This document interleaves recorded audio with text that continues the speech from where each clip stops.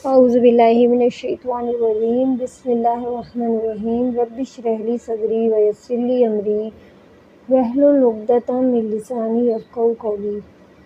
آیت نمبر 73 سورہ کہف۔ قال کہا لا تؤاخذنی، نہ تم مواخذہ کرو میرا، بما اس پر جو نسیت بھول گیا میں، ولا اور نہ ترہقنی چھا جا مجھ پر، من امری میرے معاملے میں، اسرا تنگی کر کے۔ حدیث میں آتا ہے کہ یہ جو غلطی ہوئی موسیٰ علیہ السلام سے، یہ غلطی بھول جانے کی وجہ سے ہوئی۔ اور حضرت ابن عباس رحمۃ اللہ فرماتے ہیں کہ جب کوئی آپ کو غلطی کے لیے معافی مانگے تو اسے معاف کر دینا چاہیے، اور معافی مانگنا انبیاء اکرام کی سنت ہے۔ تو یہ پہلی غلطی تھی جو موسیٰ علیہ السلام سے ہوئی تھی، اور یہ ان کی بھول کی وجہ سے ہوئی تھی۔ اور موسیٰ علیہ السلام نے فوراً اپنی غلطی مان بھی لی اور کہا کہ آپ میرے اوپر تنگی نہ کریں اور مجھے معاف فرما دیں۔ نیکسٹ آیت نمبر 74۔ فانطلقا، تو دونوں چل دیے، حتیٰ یہاں تک کہ اذا جب لقیا وہ دونوں ملے، غلامن ایک لڑکے کو، فقتلہ تو اس نے قتل کر دیا اسے، قال کہا اقتلت، کیا قتل کر دیا تم نے، نفسن ایک نفس کو یا ایک جان کو، زکیۃم جو پاک تھی، بغیر نفسن کسی جان کے بدلے، لقد البتہ تحقیق، جئتا لائے ہو تم، شیئن ایک چیز، نکرن انتہائی ناپسندیدہ۔ تو غلام جو ورڈ آتا ہے نا، ایک غلام کو تم نے قتل کر دیا، یہ چھوٹے بچے کے لیے آتا ہے، جو بچے 7 سے 16 سال کے بیچ میں ہوتے ہیں۔ تو یہ بچہ جس کا ذکر ہو رہا ہے، خضر علیہ السلام نے اسے قتل کر دیا، وہ ابھی بالغ نہیں ہوا تھا۔ حدیث میں آتا ہے کہ خضر علیہ السلام نے اس بچے کے سر پہ ایک پتھر مارا، اور پھر اسی عصا سے جس سے کشتی میں چھید کیا تھا، اسی عصا سے اس بچے کا سر اڑا دیا اور اسے پھینک دیا۔ اور قتل تو خود ہی ایک اپنے آپ میں بہت بڑا جرم لگتا ہے، پھر اس طرح سے قتل کرنا، یہ تو بہت ہی زیادہ ہاریفائنگ ہے۔ اور قتل آخر انہوں نے کیا کیوں؟ اور مفسرین بتاتے ہیں کہ موسیٰ علیہ السلام کے جو صبر تھے اس کو اور بھی زیادہ آزمایا جا رہا ہے۔ یہاں پہ گردن اڑا دینا جو ہے ایک سب سے آسان طریقہ ہے کسی کو موت دینے کا، یہ سائنٹیفکلی پروفڈ بات کہا جاتا ہے کہ سب سے آسان طریقہ کیا ہے کہ کسی کی گردن ہی اڑا دی جائے۔ تو اس پر موسیٰ علیہ السلام پھر سے صبر نہ رکھ سکے اور کہا کہ تم نے ایک زکیہ ہوتا ہے گناہوں سے پاک، ایک پاک نفس کو تم نے بغیر کسی گناہ کے تم نے اسے قتل کر دیا، اور تم نے جو کام کیا یہ انتہائی ناپسندیدہ کام ہے۔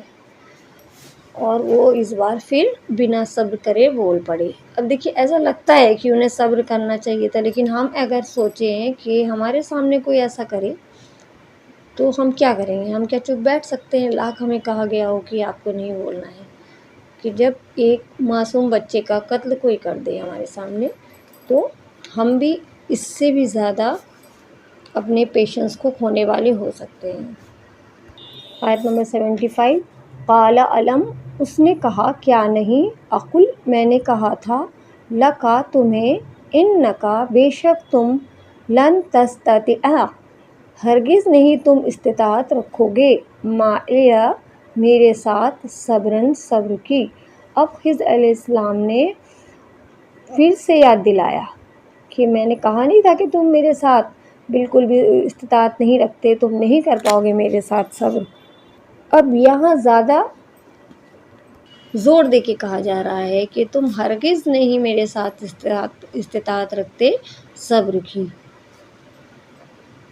آیت نمبر 76۔ قال ان، کہا موسیٰ علیہ السلام نے اگر سألتک سوال کروں میں تم سے، عن شیء کسی چیز کے بارے میں، بعدہا بعد اس کے، فلا تو نہ تصاحبنی، تم ساتھ رکھنا مجھے، قد بلغتا، تحقیق پہنچ گئے تم، من لدنی، میری طرف سے، عذراً، عذر کو۔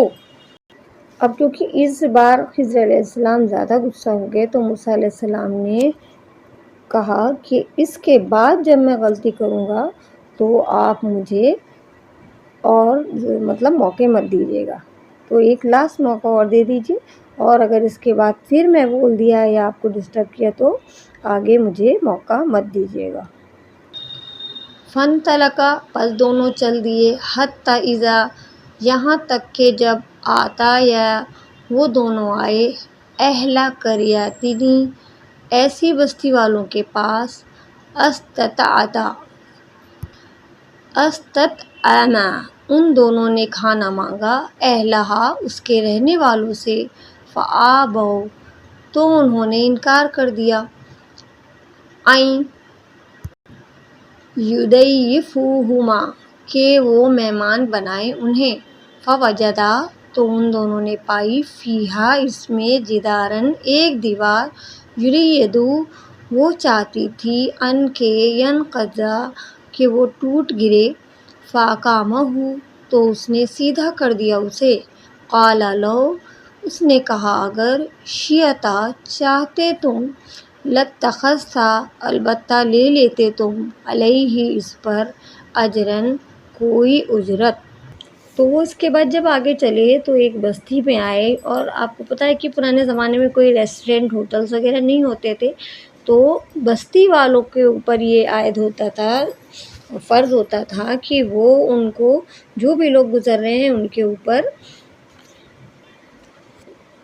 کھانے پانی کا ان کا انتظام کرے۔ تو یہ مطلب سب کے ویل پہ ڈیپینڈ کرتا تھا کہ کون کرنا چاہتا ہے کسی کی دعوت، کون نہیں کرنا چاہتا، تو ان بستی والوں نے ان کی مہمانی کرنے سے منع کر دیا۔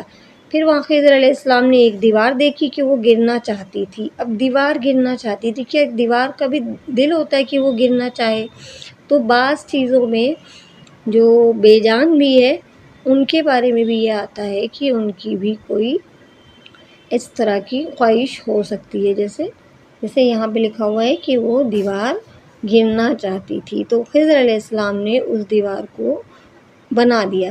اب موسیٰ علیہ السلام تیسری دفعہ پھر بول پڑے اور کہا کہ آپ چاہتے تو یہ دیوار جو آپ نے بنائی ہے اس کے بدلے میں اجرت لے لیتے بستی والوں سے۔ سبحانک اللہم و بحمدک، نشہد ان لا الہ الا انت، نستغفرک و نتوب الیک۔